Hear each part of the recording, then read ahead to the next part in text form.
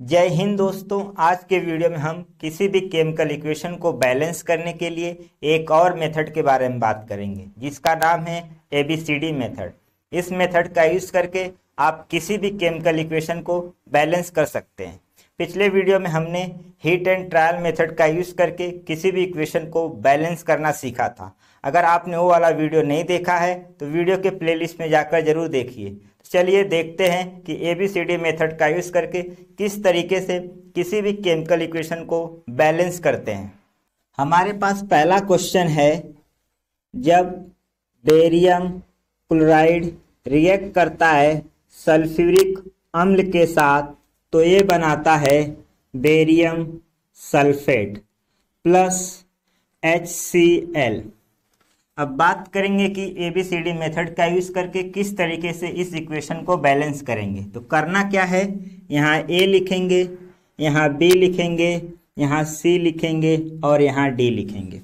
अब आगे क्या करना है, बेरियम, यहाँ बेरियम A के कितने टाइम्स है, एक बार है तो A इक्वल टू इस साइड बेरियम C के कितने टाइम्स है, एक टाइम्स है तो C। नेक्स्ट है क्लोरीन, क्लोरीन A के कितने टाइम्स है, 2 टाइम्स है तो 2A इक्वल टू इस साइड क्लोरीन D के कितने टाइम्स है, 1 टाइम्स है तो इक्वल टू D। नेक्स्ट है हाइड्रोजन, हाइड्रोजन B के कितने टाइम्स है, 2 टाइम्स है तो 2B इक्वल टू इस साइड हाइड्रोजन D के कितने टाइम्स है, 1 टाइम्स है तो इक्वल टू D। नेक्स्ट है सल्फेट, SO4 को सल्फेट बोलते हैं। सल्फेट B के कितने टाइम्स है, 1 टाइम्स है, B इक्वल टू इस साइड सल्फेट C के कितने टाइम्स है, 1 टाइम्स है, इक्वल टू C। अब ध्यान देना कि इस ABCD में से किसी एक को 1 मानना है, इस तरीके से 1 मानना है कि नेक्स्ट वैल्यू हमें इक्वेशन से मिल जाए। तो अगर मैं यहाँ पर A इक्वल टू 1 मानता हूँ तो मुझे C इक्वल टू 1 मिल जाएगा। A इक्वल टू 1, अगर A की जगह पे 1 रखूंगा तो C इक्वल टू क्या मिलेगा मुझे, 1। यहाँ पर अगर मैं A की वैल्यू रखता हूँ तो मुझे D मिल जाएगा, 2 इंटू 1 इक्वल टू D। यहाँ से 2 इक्वल टू D, यानी कि D की वैल्यू कितनी आई, 2 आई। यहाँ पर अगर मैं D की वैल्यू पुट करता हूँ तो यहाँ से मुझे B मिल जाएगा, तो 2B इक्वल टू D की वैल्यू कितनी आई है, 2। तो यहाँ से B की वैल्यू मिल जाएगी 2 डिवाइडेड बाई 2, यानी कि B इक्वल टू आ जाएगा 1। अब यहाँ पर B और C ऑलरेडी हमें मिल चुका है। C कितना आया है, 1, और B देखो 1 आया है। ठीक है, अब करना क्या है कि जो भी हमने ABCD की वैल्यू निकाली है इस ABCD की जगह पे पुट कर देंगे। तो A की वैल्यू 1 है, B की वैल्यू कितनी आई है, 1, C की वैल्यू कितनी है, 1, और D की वैल्यू कितनी आई है, 2। जैसे ही वैल्यू पुट करेंगे एक बार इक्वेशन को चेक करेंगे कि इक्वेशन बैलेंस है कि नहीं। यहाँ बेरियम एक बार है, यहाँ बेरियम एक बार है, यानी कि बेरियम बैलेंस है। यहाँ क्लोरीन 2 बार है, यहाँ क्लोरीन 2 बार है, यानी कि क्लोरीन भी बैलेंस है। हाइड्रोजन 2 बार, हाइड्रोजन 2 बार बैलेंस है। सल्फेट एक बार, सल्फेट एक बार, यानी कि सल्फेट भी बैलेंस है। यानी कि ये इक्वेशन हो गया पूरी तरीके से बैलेंस। नेक्स्ट क्वेश्चन लेते हैं, क्वेश्चन नंबर 2, जब C2H6 रिएक्ट करता है ऑक्सीजन के साथ तो ये बनाता है कार्बन डाइऑक्साइड प्लस वाटर। अब हमें इसे ABCD मेथड का यूज करके बैलेंस करना है। तो क्या करेंगे, यहाँ A लिखेंगे, यहाँ B लिखेंगे, यहाँ C लिखेंगे और यहाँ D लिखेंगे। नेक्स्ट क्या करना है, कार्बन A के कितने टाइम्स है, 2 टाइम्स, तो 2A इक्वल टू इस साइड कार्बन C के कितने टाइम्स है, 1 टाइम्स है, इक्वल टू C। नेक्स्ट है हाइड्रोजन, हाइड्रोजन A के कितने टाइम्स है, 6 टाइम्स है, तो 6A इक्वल टू इस साइड हाइड्रोजन D के कितने टाइम्स है, 2 टाइम्स है, तो 2 टाइम्स D। नेक्स्ट है ऑक्सीजन, ऑक्सीजन B के कितने टाइम्स है, तो 2B इक्वल टू इस साइड ऑक्सीजन कितने टाइम्स है, C के 2 टाइम्स है। ध्यान देना कि यहाँ भी ऑक्सीजन है D के 1 टाइम्स। अब आगे क्या करना है कि ABCD में से किसी एक को 1 मानना है। इस तरीके से 1 मानना है कि इक्वेशन से हमें वैल्यू मिल जाए। अगर मैं यहाँ पर A इक्वल टू 1 मानता हूँ तो मुझे C की वैल्यू मिल जाएगी। तो A इक्वल टू 1, तो देखते हैं C क्या मिलता है। 2 इंटू 1 इक्वल टू C, तो यहाँ से 2 इक्वल टू C, यानी कि C की वैल्यू 2 आई है। अगर मैं यहाँ पर A की वैल्यू पुट कर देता हूँ तो मुझे यहाँ से D की वैल्यू मिल जाएगी। 6 into 1 equal to 2D, 6 equal to 2D, यानी कि 6 divided by 2 equal to D, यानी कि 3 इक्वल टू D, यानी कि D की वैल्यू आई है 3। अब अगर मैं यहाँ पर C की वैल्यू और D की वैल्यू पुट कर देता हूँ तो मुझे यहाँ से B की वैल्यू मिल जाएगी। 2 इंटू C की वैल्यू कितनी आई है 2, और D की वैल्यू कितनी आई है 3। टोटल मिला के हो गया 4 + 3 7, और इस साइड क्या है 2B, यानी कि B की वैल्यू कितनी आई 7/2। अब हमने जो ये वैल्यू निकाला है ABCD की, इस ABCD की जगह पे पुट कर देंगे। A की वैल्यू 1, B की वैल्यू कितनी आई है 7/2, तो 7/2 लिख देंगे। C की वैल्यू कितनी आई है 2, यहाँ 2 लिख देंगे, और D की वैल्यू कितनी आई है 3, तो यहाँ 3 लिख देंगे। अब इस इक्वेशन को ध्यान देना कि यहाँ पर जो 7/2 आया है एक रेशियो के फॉर्म में आया है। किसी भी केमिकल इक्वेशन को रेशियो के फॉर्म में नहीं रखते, तो इसे हटाने के लिए क्या करेंगे, जो भी डिनोमिनेटर में संख्या रहती है मल्टीप्लाई बाय पूरे इक्वेशन को उस डिनोमिनेटर से कर देंगे। तो क्या करेंगे, मल्टीप्लाई बाय 2 कर देंगे। तो मल्टीप्लाई बाय 2 करेंगे तो डिनोमिनेटर कैंसल आउट हो जाएगा। तो यहाँ पर क्या होगा 2, ये डिनोमिनेटर कैंसल आउट हो जाएगा, यहाँ पर हो जाएगा 4, और यहाँ पे हो जाएगा 6। एक बार इक्वेशन को चेक करेंगे कि इक्वेशन बैलेंस हुआ कि नहीं। 4 कार्बन 12 हाइड्रोजन 14 ऑक्सीजन, यहाँ देखो कितना ऑक्सीजन है 8 ऑक्सीजन और 6 ऑक्सीजन, 8 ऑक्सीजन और 6 ऑक्सीजन मिला के हो गया 14 ऑक्सीजन, यानी कि ये इक्वेशन हो गया बैलेंस। नेक्स्ट क्वेश्चन लेते हैं, क्वेश्चन नंबर 3, और देखते हैं कि ABCD मेथड का यूज करके किस तरीके से बैलेंस करते हैं। क्वेश्चन नंबर 3 हमारे पास दिया हुआ है, जब ग्लूकोज यानी कि C6H12O6 रिएक्ट करता है ऑक्सीजन के साथ तो ये बनाता है कार्बन डाइऑक्साइड प्लस वाटर। अब हमें इसे ABCD मेथड का यूज करके बैलेंस करना है। तो यहाँ क्या करेंगे, A लिखेंगे, यहाँ B लिखेंगे, यहाँ C लिखेंगे और यहाँ D लिखेंगे। नेक्स्ट स्टेप है हमारा कार्बन कितने टाइम से A के, 6 टाइम से A के, इक्वल टू इस साइड कार्बन C के कितने टाइम से, 1 टाइम से। नेक्स्ट है हाइड्रोजन, हाइड्रोजन A के कितने टाइम से, 12 टाइम से, 12 टाइम्स A इक्वल टू इस साइड 2 टाइम से हाइड्रोजन D के।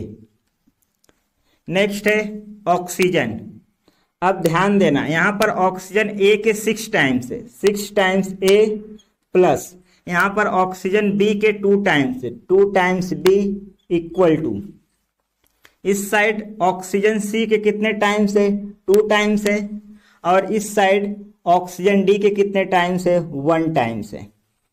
नेक्स्ट स्टेप है हमारा, इस ABCD में से किसी एक को 1 मानेंगे, इस तरीके से 1 मानेंगे कि नेक्स्ट वैल्यू हमें मिलना चाहिए। अगर मैं A की वैल्यू 1 मानता हूं तो मुझे C की वैल्यू मिल जाएगी।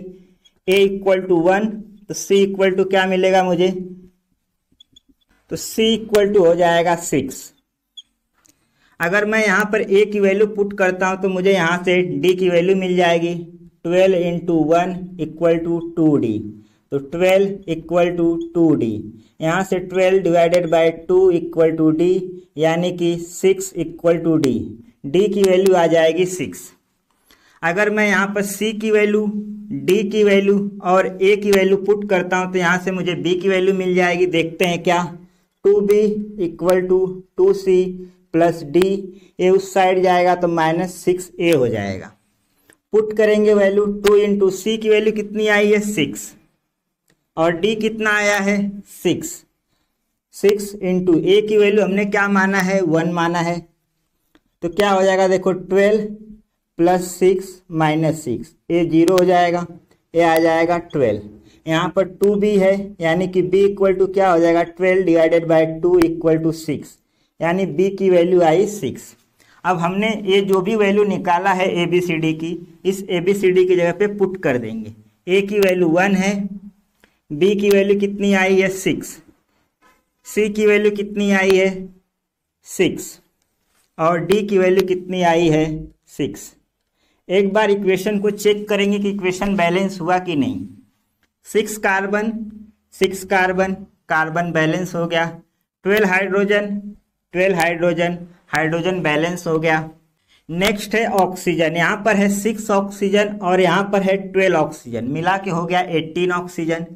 यहाँ पर है 12 ऑक्सीजन और यहाँ पर है 6 ऑक्सीजन, मिला के हो गया 18 ऑक्सीजन, यानी कि ये इक्वेशन हो गया पूरी तरीके से बैलेंस। एक और क्वेश्चन लेते हैं, क्वेश्चन नंबर 4, और कॉन्सेप्ट को क्लियर करते हैं।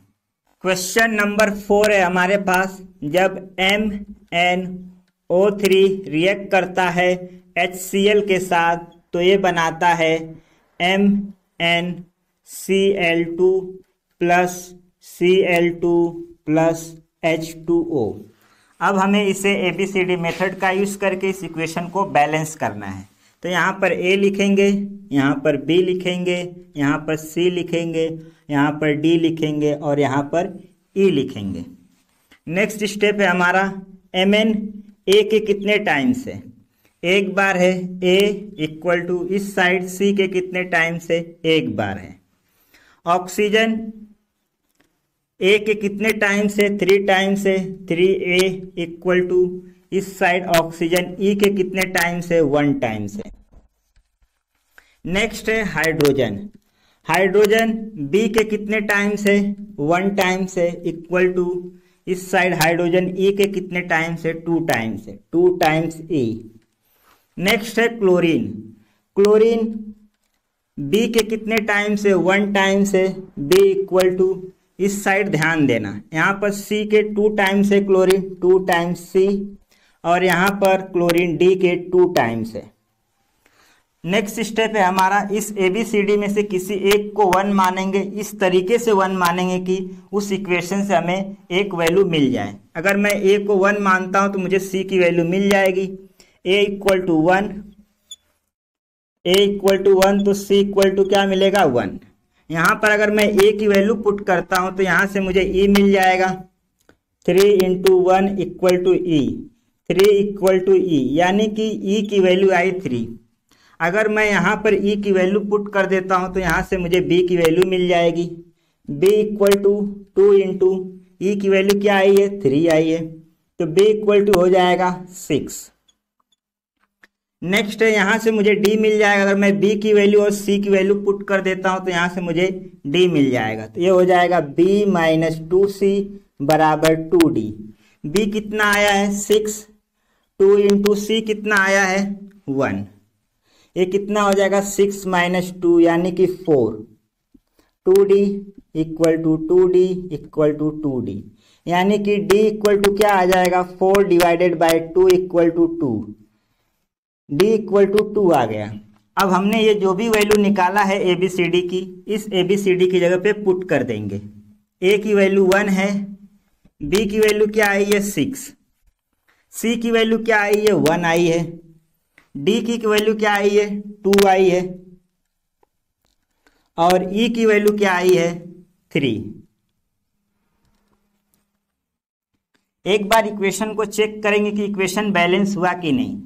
Mn एक बार है, Mn एक बार है बैलेंस। ऑक्सीजन 3 है, ऑक्सीजन 3 है, यानी कि ऑक्सीजन बैलेंस हो गया। नेक्स्ट है हाइड्रोजन, हाइड्रोजन 6 है, हाइड्रोजन 6 है, हाइड्रोजन भी बैलेंस।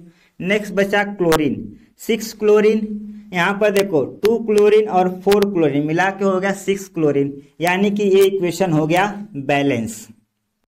अब बात करेंगे कि अगर कोई पॉलीएटॉमिक कंपाउंड वाला रिएक्शन दिया हो तो उसे ABCD मेथड का यूज करके किस तरीके से बैलेंस करेंगे। हमारे पास क्वेश्चन नंबर 5 कुछ इस तरीके का दिया हुआ है।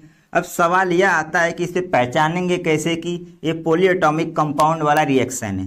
तो यहाँ पर ध्यान देना, यहाँ पर नाइट्रोजन एक बार है, ऑक्सीजन 3 बार है, नाइट्रोजन एक बार, ऑक्सीजन 3 बार, मिला के बनता है नाइट्रेट, और नाइट्रेट कितना बार दिया हुआ है 3 बार दिया हुआ है।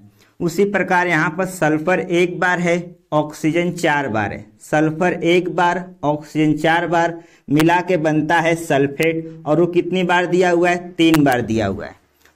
तो करना क्या है, जो भी पॉलीएटॉमिक कंपाउंड वाला एलिमेंट है उससे एक एलिमेंट मान के इक्वेशन को बैलेंस करना है। तो यहाँ ए लिखेंगे, यहाँ बी लिखेंगे, यहाँ सी लिखेंगे और यहाँ डी लिखेंगे। नेक्स्ट स्टेप है हमारा, एल्युमिनियम कितनी बार दिया हुआ है? ए के 1 बार दिया हुआ है, ए इक्वल टू इस साइड एल्युमिनियम डी के कितने बार दिया हुआ है? 2 टाइम्स दिया हुआ है, 2 टाइम्स डी। नेक्स्ट है नाइट्रेट को एक एलिमेंट मानेंगे, तो नाइट्रेट कितनी बार दिया हुआ है? ए के 3 बार दिया हुआ है, 3A इक्वल टू इस साइड नाइट्रेट देखो कितनी बार दिया हुआ है? 1 बार दिया हुआ है सी के, तो क्या हो जाएगा? Equal to C. नेक्स्ट है हाइड्रोजन, हाइड्रोजन बी के कितने टाइम्स दिया हुआ है? 2 टाइम्स दिया हुआ है, 2B इक्वल टू इस साइड हाइड्रोजन सी के कितने टाइम्स दिया हुआ है? 1 टाइम्स दिया हुआ है, तो इक्वल टू सी। नेक्स्ट देखो यहाँ सल्फेट, यहाँ सल्फेट, सल्फेट यहाँ पर कितने टाइम्स दिया हुआ है? बी के 1 टाइम्स दिया हुआ है, तो बी इक्वल टू यहाँ सल्फेट देखो कितने टाइम्स दिया हुआ है? डी के 3 टाइम्स दिया हुआ है, 3 टाइम्स डी। अब आगे क्या करना है, इस ABCD में से किसी एक को 1 मानना है। इस तरीके से 1 मानेंगे कि उस इक्वेशन से हमें वैल्यू मिल जाए। तो अगर मैं यहाँ पर a इक्वल टू 1 मानता हूँ तो मुझे यहाँ से d की वैल्यू मिल जाएगी। तो a इक्वल टू 1, तो a इक्वल टू 1, तो d इक्वल टू क्या मिलेगा?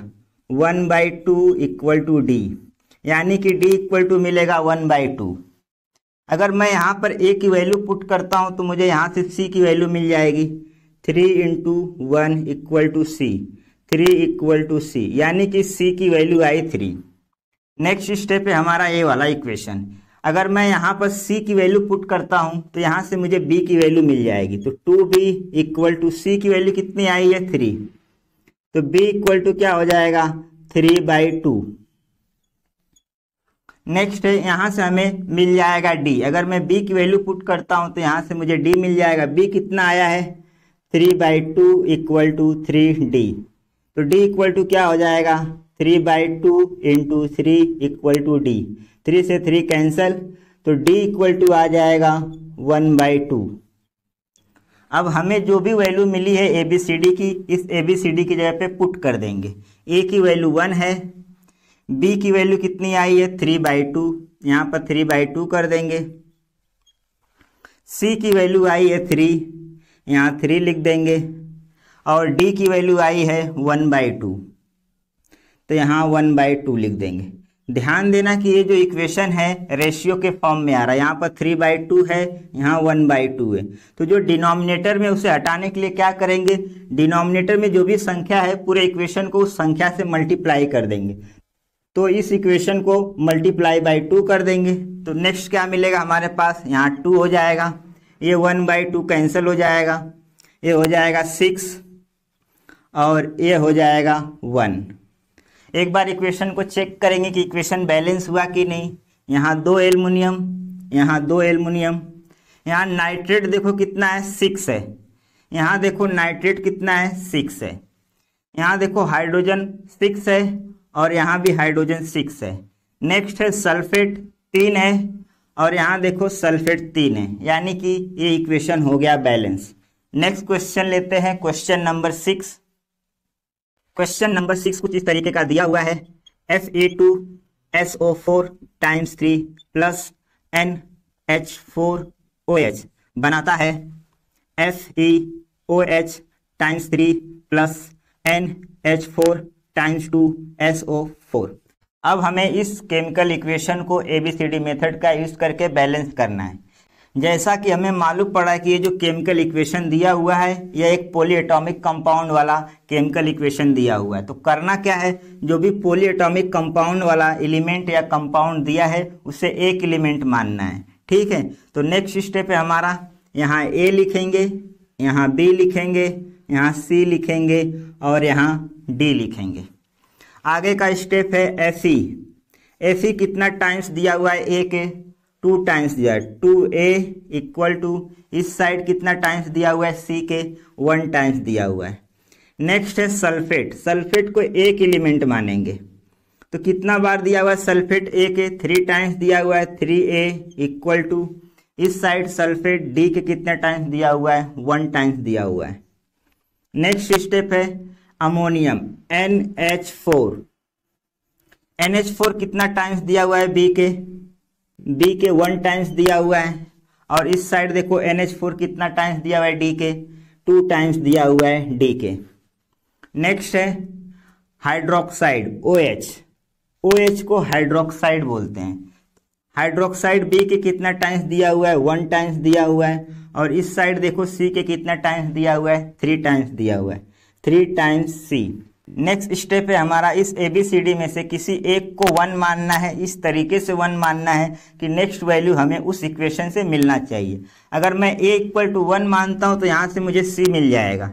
A इक्वल टू 1 मान रहे हैं हम लोग तो 2 इंटू 1 इक्वल टू C, तो 2 इक्वल टू C यानी कि C की वैल्यू आ गई 2। अगर मैं यहाँ पर A की वैल्यू पुट करता हूँ तो यहाँ से मुझे D की वैल्यू मिल जाएगी। 3 इंटू A की वैल्यू हमने क्या माना है 1 माना है इक्वल टू D, तो यहाँ से मिल जाएगा 3 इक्वल टू D यानी कि D की वैल्यू आई 3। नेक्स्ट है हमारा अगर मैं यहाँ पर D की वैल्यू पुट करता हूँ तो यहाँ से मुझे B की वैल्यू मिल जाएगी B equal to 2 into D कितना आया है 3 आया है यानी कि B इक्वल टू हो जाएगा 6। यहाँ से भी हमें 6 मिल जाएगा। देखते हैं B equal to 3 into C की वैल्यू कितनी आई है 2 आई है यानी कि B इक्वल टू 6, जो कि ऑलरेडी हमने यहाँ पर निकाल लिया है। तो अब करना क्या है, जो भी ABCD की वैल्यू आई है इस ABCD की जगह पे पुट कर देंगे। A को हमने 1 माना था, B कितना आया है हमारा 6 आया है, यहाँ 6 लिख देंगे। C कितना आया है 2 आया है, यहाँ 2 कर देंगे और D कितना आया है 3 आया है तो यहाँ पर 3 कर देंगे। एक बार इक्वेशन को चेक करेंगे कि इक्वेशन बैलेंस हुआ कि नहीं। Fe2 3 सल्फेट इस 3 का मल्टीप्लाई सल्फेट के साथ है यानी कि 3 sulphate. 6 ammonium 3 into 2 6 ammonium. Next है 6 हाइड्रोक्साइड OH, यहाँ पर देखो 2 इंटू 3 6 हाइड्रोक्साइड यानी कि ये इक्वेशन हो गया पूरी तरीके से बैलेंस। कुछ क्वेश्चन आप लोगों को होमवर्क दे देता हूं, इस मेथड का यूज करके आप उस इक्वेशन को बैलेंस कीजिए और वीडियो के कमेंट बॉक्स में कमेंट करके बताइए कि क्या आप इस मेथड का यूज करके उस इक्वेशन को बैलेंस कर पा रहे हो कि नहीं। साथ ही साथ वीडियो के कमेंट बॉक्स में कमेंट करके बताइए कि आपको ये वाला मेथड कैसा लगा, क्या आपको ये वाला कॉन्सेप्ट समझ में आया कि नहीं।